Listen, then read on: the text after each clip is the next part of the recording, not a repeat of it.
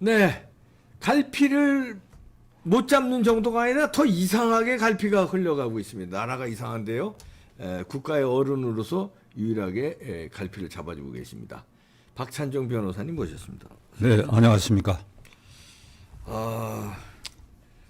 쌍특검법 이제 거부했습니다. 대통령이 예상된 순서죠. 어떻게 보십니까? 쌍특검법이 하나는 김건희 특검법이죠. 네. 그러니까 도이치뱅크스 사건 등 안에 보면 김건희 여사와 관련된 일체의 사건이에요. 거기에 일체의 이제 사건. 뭐 여러 가지 넣겠다는 거기에는 거죠. 최근에 문제대가 이 인터넷에서 돌아다니기에는 가방 받은 거. 명품 가방 몰카 사건. 예. 300만 원짜리를 명품이라고 하는지 잘 모르겠는데 네. 자관 그래 낙인을 찍어고 서울시내 곳곳에 명품 돌려줘라 이렇게 돼 있다고. 네. 그러니까 그 김건희 특검법, 그 다음에 50억 클럽 특검법은 이제 김만배란 자로부터 50억씩 받았다고 하는 권순일, 그 다음에 박영수, 그 다음에 박근혜 대통령 때 민정수석했던 곽상도, 예. 그 다음에 역시 민정수석했던 최재경, 그리고 인터넷 유력 언론사 사장, 요 사람들이 50억씩 회장, 예. 받아먹었다. 이제 이런 사건인데, 요걸 쌍특검이라고 하거든. 네. 그 지금까지 이 방송에서는 이 50억 클럽은 되게 묻혀버리고, 김건희 특검법에 대해서 이게 위헌이라고 얘기를 하는데, 이 쌍특검법도 위헌이야. 첫째로, 이게 특검 선택권을 대통령에 주지 않았어. 그러니까 이재명이가 임명하는 거예요. 특검을 선택할 권한이요. 예. 그거 없어요. 없고, 그 다음에 비사실 공표죄를 면제해버렸어. 네. 수시로 방송하듯이 부르고 참고인 부르고 피의자 부르고 하는 이 과정을 생생히 알려라. 그러니까 피사실 이 특검에 대한 피사실 공표죄는 면제다. 그건 처벌하지 않는다. 요래버리고 특히 김건희 특검법에는 딱 명시한 것이 도이치뱅크스 주가 조작 사건. 근데 이게 문재인 정권 때 1년 반에 걸쳐서 샅샅이 뒤졌거든. 네. 그 혐의가 없는 게 인정됐어. 거기다가 공소시효도 만료된 사건이야. 그리고 대통령 부인이 되기 전에 일이고. 예. 그런데도 이걸 끄집어내는데 그거 보면 도이치뱅크스 사건 등 수사 중에 드러난 김건희 관련 사건. 이게 이제 다 넣겠다는 거죠. 그게 이제 가장 핵심적인 것은 명품 가방 몰카 찍힌 사건. 언제 어디서 받았느냐. 왜 받았느냐. 이거 이제 추궁하려고 하는 거거든. 그래가 포토라인에 세우겠다. 이런 뜻이니까. 그러니까 이 법이 다 악질적인 위헌 행위를 지금 하고 있다. 그런데 오늘 국무회의에서 국무총리 주재에 아래 이 특검 법안을 대통령 이름으로 국회의 제2에 붙이겠다. 이게 거부권 행사한 것이죠. 그렇죠. 그럼 국회가 이게 출석 3분의 2 이상의 이 의결로 이게 다시 의결하지 않는 한 이 법은 폐기되게 돼 있는데 이제 민주당이 노리는 것은 이어서 한번 말씀드렸지만은 이게 양날의 칼에 이게 이래도 좋고 저래도 좋고 이게 특검 거부하면 거부하는 대로 두들기고 이걸 악용하려고 말이죠. 네. 이제 이렇게 됐다. 그래서 나는 오늘 아침에 윤석열 대통령에게 이게 특검법 특히 김건희 특검법 거부만 해버리고 거부하는 것은 대통령의 헌법상 법률 행위에 해당하는 거예요. 그렇죠. 예. 법률 행위. 대통령의 통치 권력 아래 헌법 절차에 따른 법률 행위. 국회에서 넘어갔다. 헌법 조항에 따라서 돌려보냈다. 이건 법률 행위인데 여기에 오늘 아침 현재까지 정치 행위가 생략돼 있다. 정치 행위가 생략됐다. 있다.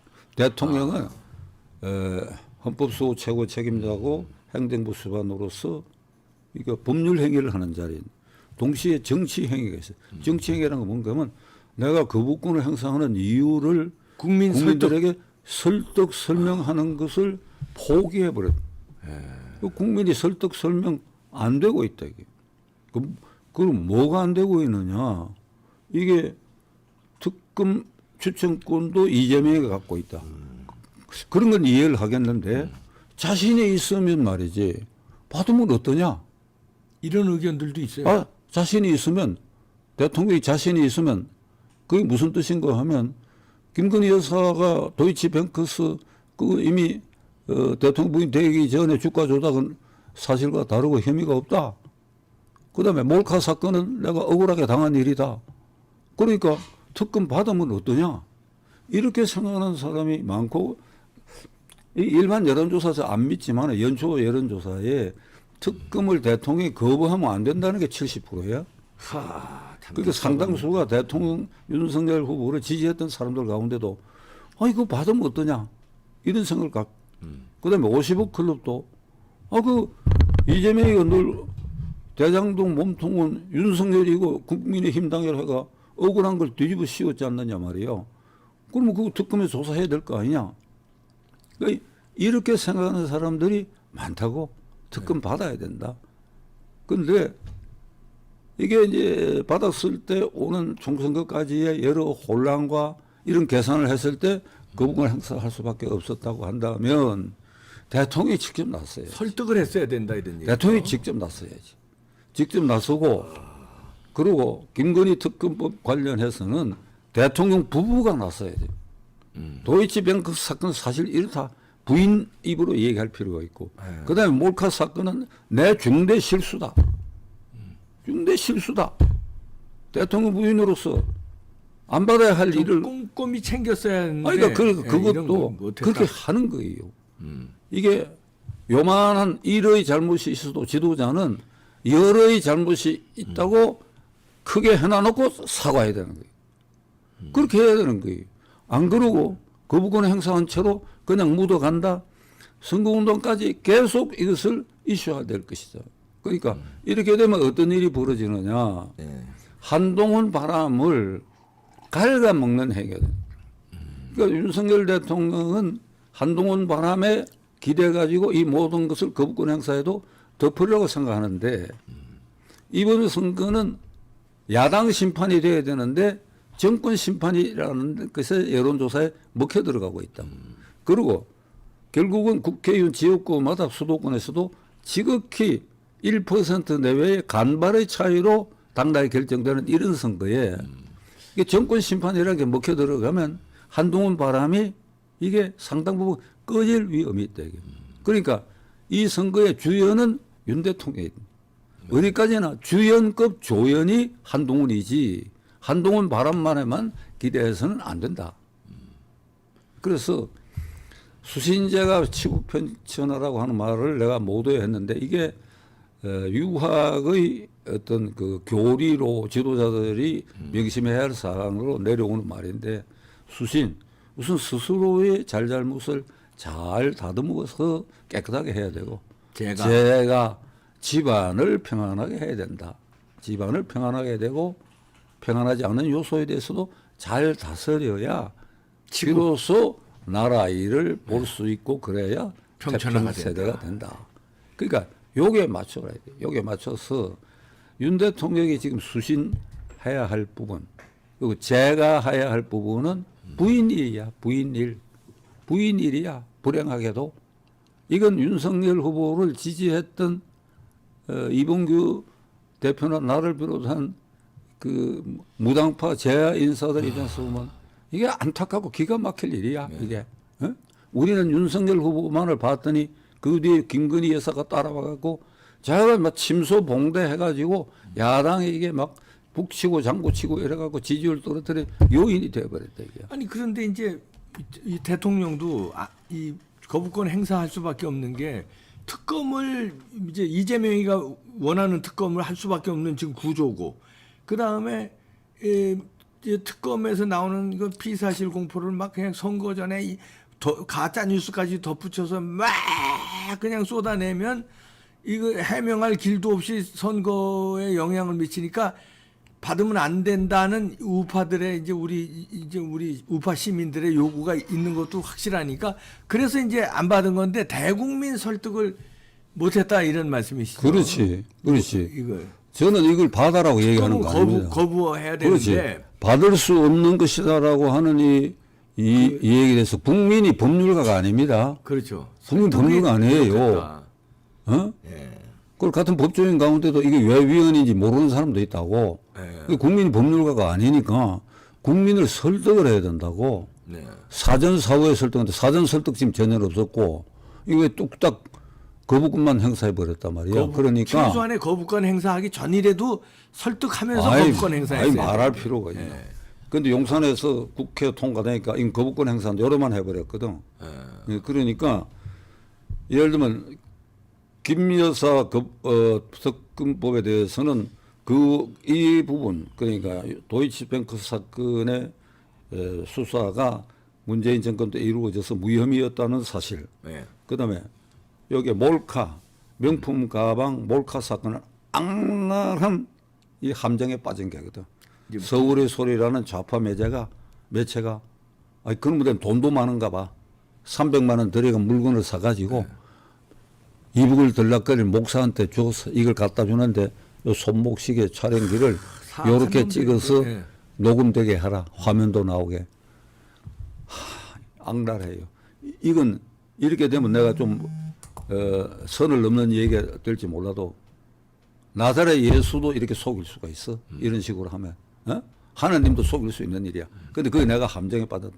그러나 내가 대통령 부인이다. 아, 그런 지금 솔직하게 설득을 아니 그러니까 대국민 얘기를 해야지. 설득을 해야 된다. 하고 잘못했다고 얘기를 해야지. 사과한다. 그 남편인 대통령도 사과한다. 수신 제가 범위 안에 들어가는 거 아니에요. 그리고 50억 클럽 사건은 권순위를 왜 지금까지 못 잡아요? 그건 나도 분노하는 일이야. 그러게요. 1년 7개월 됐는데. 어? 그러게요. 권순위 때문에- 김만배라는 놈은 그 본안 사건에 보석이 돼가 돌아다니고 말이야. 권순일 권순일하고 때문에 이렇게 유착된 된 게 증거가 나온 것마다 여러 가지인데 권순일로 인해서 이재명이가 경기지사 선거 경선 때에 공직선거법 위반 무죄 판결해가고 살아나서 국회의원 되고 당대표 되고 지금 이 짓을 하고 있다 이거야. 네. 이거 생각하면 권순일을 왜 지금까지 사법 처리 안 했느냐. 그 나라도 그 감정이 있다고 1년 7개월 동안 도대체 검찰은 뭐 했느냐. 그 검찰은 대통령 지휘 아래 있는 검찰 아니냐 이 말이야. 그러니까 이런 게 있으니까 이 대통령이 그러면 50억 클럽에 대해서는 뭐 그럼 앞으로 어떻게 하겠다는 걸 얘기를 해야지. 나도 궁금하단 말이에요. 그 거부권 행사해가 특검 안 하게 됐다. 그럼 50억 클럽은 그럼 언제 어떻게 수사가 되는지 어떻게 하겠다는 것인지.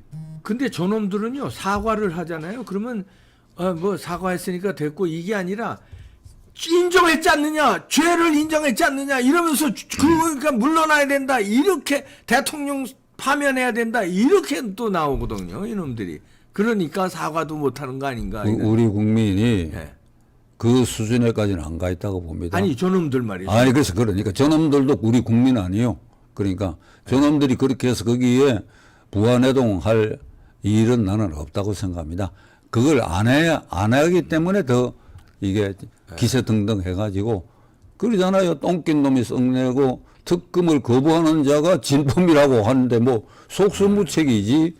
그래서 저는 윤석열 대통령에게 대통령 취임 당시의 초심으로 돌아가서 수신제가 지국평천하라는 이 유학의 오랜 이 지침을 한 번 더 되새기길 바라는데 윤 대통령은 공약 중에 청와대에서 용산으로 이사하는 이유의 첫째가 저는 구중궁궐이거든. 그거 들어가면 구중궁궐이요. 네. 대통령에는 본관과 비서동 떨어져 있고 구중궁궐이야. 네. 일이 있어서 부르면 양 급히 쫓아가고 그래야 된다고. 그러니까 국민 속에 있겠다. 그리고 소통하겠다. 그래서 용산에 내 집무실은 2층이고 기자실이 1층이다. 청와대는 본관에 대통령이 있고 기자실은 춘추관이라고 차를 타고 가야 돼. 그렇죠. 그래서 나는 박수를 쳤지요. 아, 이거 이제 제대로 되는구나. 공화정 아래 투표로 선출된 대통령이 국민과의 소통을 할 능력이나 자신이 없으면 본인이 대통령 후보에 나서지 않아야지. 본인이 말이야. 그러니까 멀리 따질 것 없이 민망한 일이지만은 박근혜, 문재인 그 5년 동안 어떤 일이 벌어졌어요. 박근혜 대통령 컴퓨터에 입력된 걸 가지고 수석비서관 회의가 국무회의에서 이걸 읽잖아, 읽지. 그리고 읽으면서 그때 첫 국회의원 선거를 맞이해가고 배신자는 가려내야 된다고. 배신자. 네. 그러니까 유승민이 뭐 김무성을 지칭한 것 같은데 예. 결국 그 62명이 그 이제 탄핵에 찬성해 버렸잖아요. 예. 그러니까 이게 만나서 조용히 소통할 일을 인터넷을 보고 수석비서관 회의에서 이런 식으로 하는 이런 대통령이 자승자박 행위를 한 것이지 말이 안 되는 소리요. 그다음에 문재인 대통령이 종이에 써가지고 요렇게 네. 이게 대통령 안 해야지. 안 나서야지. 그리고 소화할 능력이 없다면. 근데 윤석열은 그런 공약을 하길래 집무실 옮기는 이유 2층에 대통령실, 1층에 기자실, 수시로 기자회견. 그 도어 스토핑 했는데 그건 나 그만뒀어야 돼. 왜냐니까 그거는 국가원수인 대통령이 출근길에 돌발 질문을 받고 뭐 머리를 정리할 새도 없이 그래서는 안 되니까. 기자회견, 그러면 기자실에 내려와서 주요 현안에 대해서 대통령 집무실에서 참모들 의견 들어가 대체로 머리를 정리가 내려와서 그걸 왜 못합니까? 안 했잖아요, 지금까지. 안 했죠. 그 지금 들리는 소문에 의하면 이 특검법, 김건희 특검법 때문에 작년에도 있었던 연두 기자회견도 안 한다는 거 아니에요. 일하면 안 된다, 이게. 일하면. 윤석열 대통령님. 그러면 이러시면 안 됩니다, 이러시면. 그러면 이제 걱정되는 게 이런 우리 박찬정 변호사님께서도 이렇게 걱정을 하는 거 보면은 이 소통 실패에 대한 이 후폭풍이 이 거부권에 대한 후폭풍이 총선에 영향을 미칠 것 같은데요. 변호사님이 이 정도 걱정하는 거 보면 영향 준다고 봐야죠. 이거 절대로 영향 준다는 말은 내가 안 한동훈 바람이 하겠지만 어떻게 영향을 줘야죠. 프랑카드가 계속 걸려 있잖아요. 네. 명품 가방 김건희 돌려줘라. 그거 얼마나 창피한 일이요. 그리고 내가 임기 초에 윤 대통령 격려하는 의미에서 당신은 맷집도 크고 순발력도 있고 하니까 기자회견에 단박에 익숙할 수 있다. 그래서 프랭클린 루즈벨트의 노변담화 얘기도 했고 처칠의 소통 방법까지 한두 차례 얘기를 해갖고 이 방송에서 얘기를 했죠. 예. 그렇게 하라고 했는데 내 기대에 완전히 외면해버리고 종당에는 지금 특검법을 이런 식으로 해가 국민 설득에 실패하고 있다. 그건 아직 시간이 있으니까 대통령이 마음을 고쳐먹기를 바랍니다. 네. 이상입니다. 네. 이 변호사님은 아주 나라를 사랑하는 마음, 윤석열 대통령을 아끼는 마음에서 아주 진정 어린 충고시니까 잘 대통령실에서도 받기를 바랍니다. 내가 사족을 하나 달아야 되겠어. 네네. 다시죠. 3월 9일 대통령 선거에 네. 저와 이른바 우파 제야 사람들은 윤석열 후보를 종북 주사파 친김정은 세력의 밀물처럼 쳐들어오는 걸 일단 중단시키는 도구로 거기에 이재명하고 윤석열밖에 없었잖아요. 예. 이재명을 지지합니까? 아니죠. 그러니까 나죠. 예. 도구로 우리 힘으로 그 후보를 만든 건 아니지. 그렇죠? 네. 당내 메커니즘에 따라서 윤석열이라는 후보가 나왔단 말이야. 그러면 그게 우리로서는 믿음지 못하고 처음 보고 정치 무경험자지만은 아따 이럴 수밖에 없다 하고 우리는 지지했던 거 아닙니까? 그렇죠. 예. 그리고 안철수 윤석열 후보 단일화에도 우리가 노력을 했고 그러니까 이런 사람들 입장에서 윤석열 지지율이 고착되고 총선거에 그와 가족의 일로 나쁜 영향을 미친다 이러면 우리가 당황할 수밖에 없잖아요. 우리가 당황할 수밖에 없지 않느냐. 그럼 윤석열 대통령 입장에서는 너희는 너희라.